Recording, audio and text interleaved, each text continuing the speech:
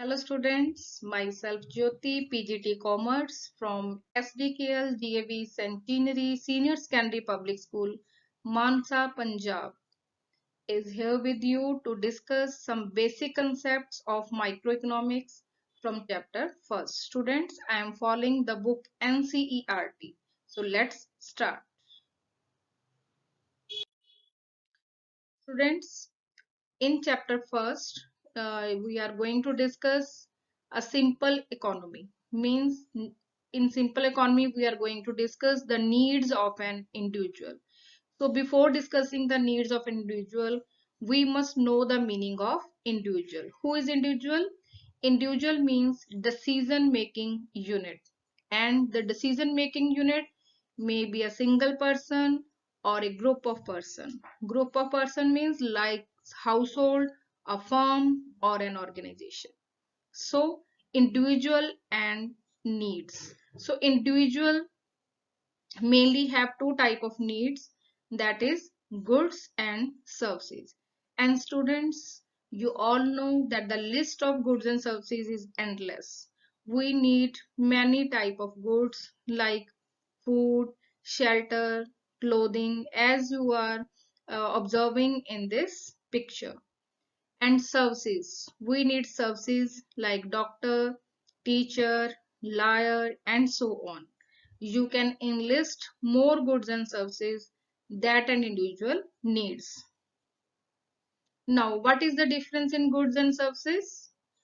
Goods are physical and tangible objects. Tangible means which can be touched or seen to use to satisfy the individual want and needs. On the other hand, student services are intangible, which can't be seen, which can't be stored, but used to satisfy individual wants and needs. So what is the conclusion? That an individual needs endless list of goods and services to satisfy his or her wants. Now students, we are going to discuss about resources. So what are resources? Resources are those goods and services which are used to produce other goods and services. So here a question arises, why we need resources? Why is the need of production? Because a person, an individual can't satisfy his or her own wants by himself or herself.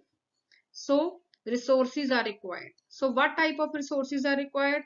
And we can call them the factors of production. Students, mainly there are four types of factors of production, or we can say resources, that is land, capital, and capital includes machinery, tools, equipments, finance, and labor, and entrepreneurship. So these are the factors of production which are required, and we call them resources. Students, now we are going to discuss the features of resources. Features of resources are limited as compared to individual needs. For example, if a person has money, but money is always limited as compared to his or her wants, because wants or needs are unlimited. And the second feature is resources have alternative uses. What does it mean? Resources have alternative uses means money, as we have taken example earlier, money or income can be used to purchase multiple products. So resources have more than one use, we can say. So what is the outcome of these features of resources? It brings the problem of scarcity. Scarcity means limited resources. So scarcity is the basic problem that we want to solve in economics. So we can compare labor, land, capital, entrepreneurship, the resources which are limited on the one hand, and second, human wants are unlimited like food, clothing, shelter, security, comfort, etc.